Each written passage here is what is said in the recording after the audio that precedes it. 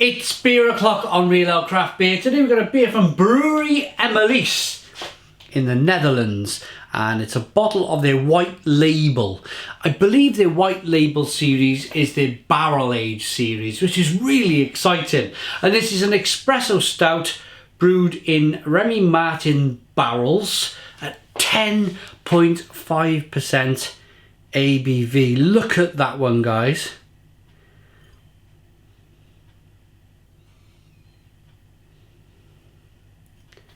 Really interesting. White bottle cap. Let's get the beer out into a glass and see what we get.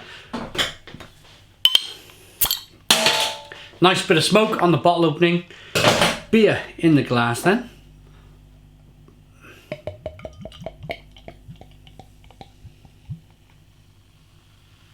Nice head developing on the beer. Good levels of carbonation rolling up the glass.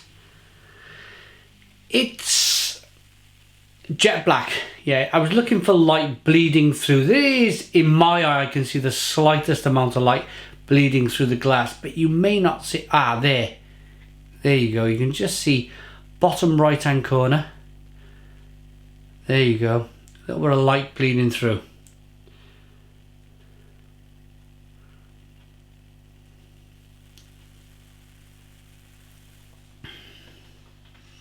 An espresso stout, 10.5% ABV.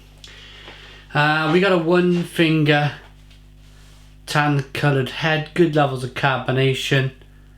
Yeah, it's more or less jet black. Let's get the aroma. Oh, that Remy Martin is really pungent. I imagine the espresso stout was probably barreled at about between 6 and 7% ABV. Once they put it in that barrel, the Remy Martin that was left in the oak soaked back into the beer, took the ABV up to about 10.5%.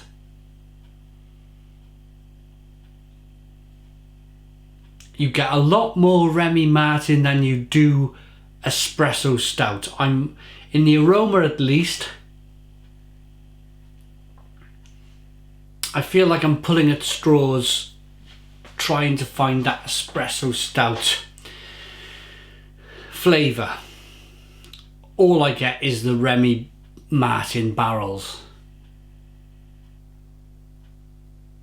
which is no bad thing if you like a spirit. Let's dive into this one. It seems really interesting. Cheers.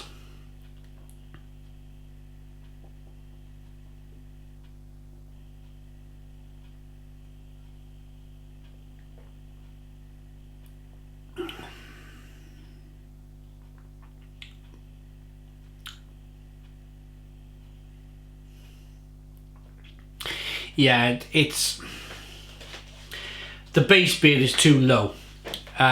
What I think what's happened here is they've used a fresh, just literally, it must have been just emptied, a Remy Martin barrel here, and it must have been soaking wet with the liquor inside. The base beer that they put into the barrel is not enough. It's not strong enough in terms of flavours. It's not pulling many flavours. I'm going to be perfectly honest here and say it's a struggle to find where the espresso stout is.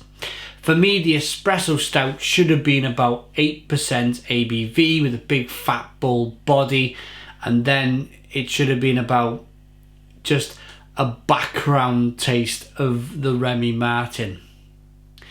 It's the other way around. I've had this a few times. It's just, these things happen. These things happen. I bet if they had a different barrel of this, it was used a couple of times. It wasn't so rich in Remy Martin. Then I imagine that the stout would have done its work, but it would have been lower in ABV. It may have touched about 8% ABV. And then that would have been enough for the Espresso Stout to do its work, to give you lovely roasted flavours and biscuit and coffee and chocolate and caramel, and then just a little tinkle, a little touch of the Remy Martin.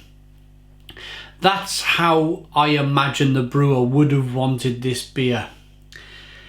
As it is, it's really boozy. It's a really boozy beer. I've never tried Remy Martin. I'm going to be perfectly honest with you. I couldn't tell you if it was a whiskey or if it was a rum. I'm not really a spirit person. If you're a spirit person, you may love this beer. You may go, oh yeah, lots of Remy Martin and just a little bit of a stout. I love the mouthfeel. You may love this beer. But for me personally, it should always be about being a beer first and foremost, and then being about the barrel aging process afterwards. The little tiny taste of Remy Martin that should be lingering in the background, but it's all about the foreground. The Remy Martin is all in the foreground in this beer. So it's a shame. It's a real shame. It's a beer that I probably won't finish. I'm not a spirit drinker.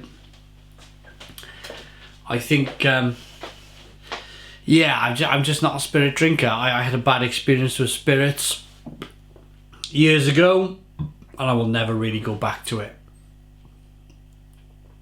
I'm going to rate it though.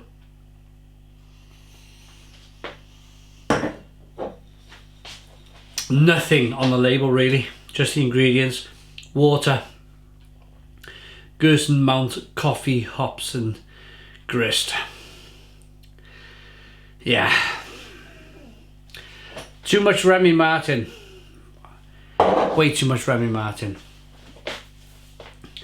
I'm gonna give this beer, for me personally, for all of what I've mentioned, if you're a spirit person, you might be shaking your head at this rating, but this is my personal rating. I'm just giving you a small guide as to what I feel this beer should be from my own personal perspective. And for me, it's a 5 out of 10. It's a 5 out of 10 for Real Ale Craft Beer. Please put your comments in the comments box. Subscribe to our daily beer and food reviews. Give us a big fat thumbs up. Boom! Cheers.